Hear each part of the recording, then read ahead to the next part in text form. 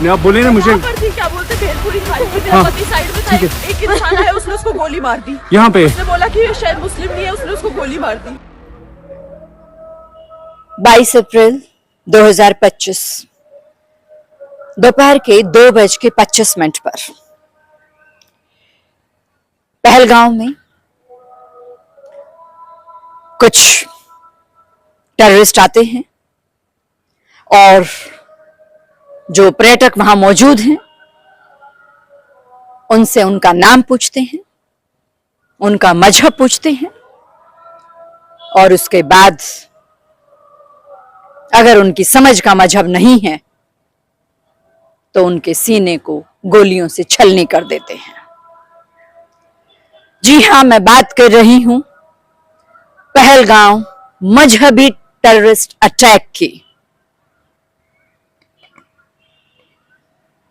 कसूर क्या था उन सैलानियों का? पहलगांव में, उस घाटी में 4 से 5 हजार पर्यटक मौजूद थे। कोई घुड़सवारी कर रहा था, कोई इस भागती हुई दौड़ती हुई जिंदगी में सुकून लेने के लिए किसी पेड़ की छांव में किनारे पर घास में बैठा हुआ था, कोई अपने परिवार के साथ कुछ खा रहा था। 4 से 6 आतंकवादी आते हैं, अलग अलग बट जाते हैं, 2-2, 3-3 के ग्रुप में। लोग बैठे हैं, कुछ खा रहे हैं, कुछ पी रहे हैं, कोल्ड ड्रिंक पी रहे हैं, कोई फ्रूटी पी रहा है, कोई जलजीरा पी रहा है। क्या नाम है तुम्हारा? नाम पूछा जाता है, हवाई फायर किए जाते हैं। हवाई फायर के बाद अफरा तफरी मचती है, सबको अलग अलग, उसके बाद फिर सबको, महिलाओं को, बच्चों को अलग कर दिया जाता है, पुरुषों को अलग कर दिया जाता है। पुरुषों को कहा जाता है कलमा पढ़िए,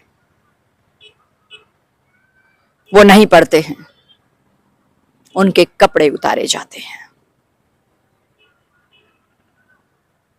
उनके शरीर से उनकी पहचान की जाती है। और जब वो कहता है मैं हिंदू हूं तो तार तार तार तार तार तार गोलियों की बौछार कर दी जाती है। किसी के सिर पे गोली मारी जाती है, किसी के सीने पर गोली मारी जाती है, किसी की पीठ पर गोली मारी जाती है, पूरा शरीर गोलियों से भून दिया जाता है। परिवार के लोग वहां से छुटछुटा के दूसरी तरह से, एक की पत्नी जब उनके पास आके कहती है मेरे पति को तो मार ही दिया है, मुझे भी मार दो, तो क्या कहता है वो टेररिस्ट? तुम्हें हम नहीं मारेंगे, जाओ बता देना मोदी को तुम इसके चश्मदीद गवाह हो। क्या चुनौती देना चाहते हैं वो टेररिस्ट? क्या मजहब के नाम पर भारत में सांप्रदायिक दंगे करवाना चाहते हैं वो? विदेशी सैलानियों को उन्होंने क्यों टारगेट किया? अगेन सांप्रदायिक दंगे, बहुत सोच समझ के उन्होंने ये सारी घटना को अंजाम दिया, ये नरसंहार उन्होंने किया है। 2 हफ्ते पहले वो भारत में आए, चूक तो हुई है कहीं ना कहीं से। 2 हफ्ते पहले भारत में आते हैं, पूरी जानकारी है उनके पास कि किस टाइम, कहां पर, कितने सैलानी मौजूद हैं और वक्त क्या चुना गया। कश्मीर में इस टाइम, बदलते हुए कश्मीर में इस टाइम टूरिज्म बढ़ रहा था। कश्मीरियों के लिए रोजी रोटी का जो साधन है, मिनी स्विट्जरलैंड इस कश्मीर को, उस पहलगांव की उस घाटी को कहा जाता था। उसी को देखने के लिए लोग बाग सुकून लेने के लिए उस जगह पर गए थे। लेकिन ये जो नरसंहारी हैं, उनको ये बदलता हुआ कश्मीर ना कभी समझ में आया, ना कभी समझ में आएगा, लेकिन उनको समझाया जाएगा। हुआ क्या? पहचान की शरीर से, कहते हुए मेरी जबान लड़खड़ा रही है, लेकिन चश्मदीद वहां थे जो शरीर छलनी होने के बाद वहां गिरा था, वो वीडियोस आप देख रहे हैं, लगातार पैंट उतरवाई गई और अभी पैंट पूरी तरह से पहनी भी नहीं गई है कि शरीर को गोलियों से भून दिया जाता है। क्यों? क्योंकि वो हिंदू था, उसका नाम विनय था, उसका नाम शुभम था, वो रेड्डी था, वो राव था। भारत जम्मू से कन्याकुमारी तक जिसको एकता के रूप में पिरोया हुआ है, उस अखंडित भारत को खंडित करने का ये जो नरसंहार, कत्ले आम जो किया गया है, इसका जवाब भारत देश की जनता मांग रही है। पूरे देश का खून उबाले ले रहा है और कल से ही इसका जवाब मांगा जा रहा है और भारत सरकार ने भी इसका जवाब देने के लिए, मुंह तोड़ जवाब देने के लिए पाकिस्तान पर कूटनीतिज्ञ तरीके से हमले करने की पूरी रणनीति तैयार कर ली है। कल से ही लगातार बैक टू बैक मीटिंग्स सभी मंत्रालयों के साथ भारत सरकार की शुरू हो गई और आज अभी शाम को साउथ ब्लॉक में सभी मंत्रालयों के गणमान्य अधिकारियों के साथ सभी हमारे रक्षा मंत्री हैं, हमारे प्रधानमंत्री हैं, हमारे गृह मंत्री हैं, हमारे अजीत डोभाल जी हैं, सभी उस मीटिंग में शामिल होने वाले हैं कि किस किस तरीके से पाकिस्तान की कमर तोड़ी जाएगी भारत के द्वारा कूटनीतिज्ञ तरीके से। हाँ, ये बात सच है कि भारतीयों का जो खून बहा है, निर्दोष पर्यटकों का, निर्दोष सैलानियों का, क्या वो शुभम था इसलिए उसे मारा गया?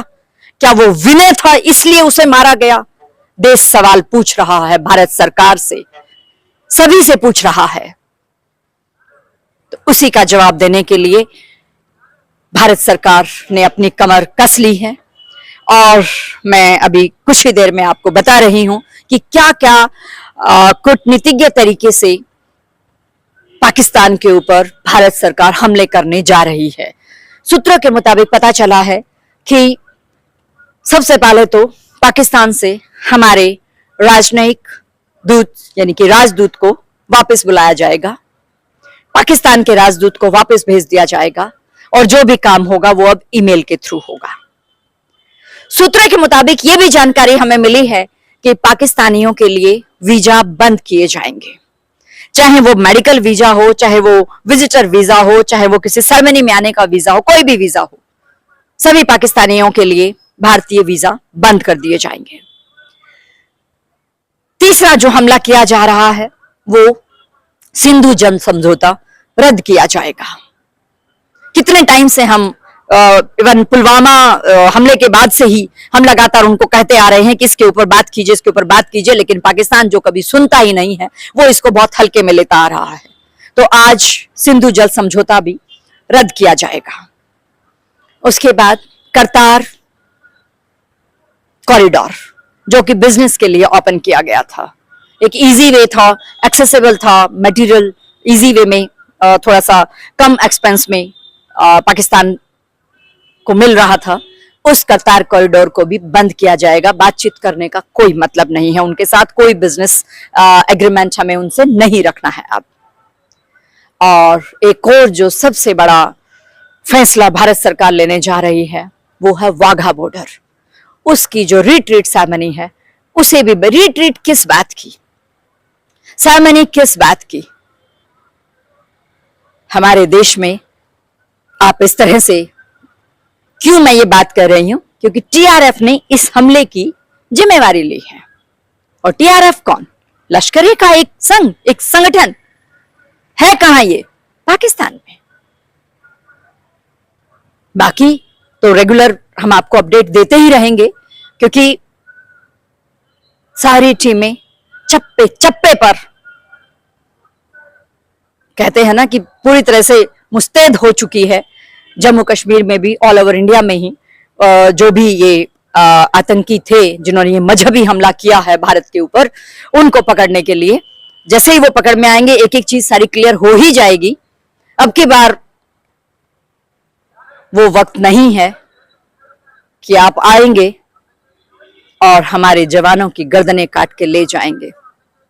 आप यहां आए हैं और आपने हमारे निर्दोष सैलानियों की जो निर्मम हत्याएं की हैं, जो नरसंहार आपने किया है, तो इन आतंकवादियों को मुंह तोड़ जवाब भारत सरकार जरूर देगी। अगली अपडेट के लिए आप हमसे बने रहिए।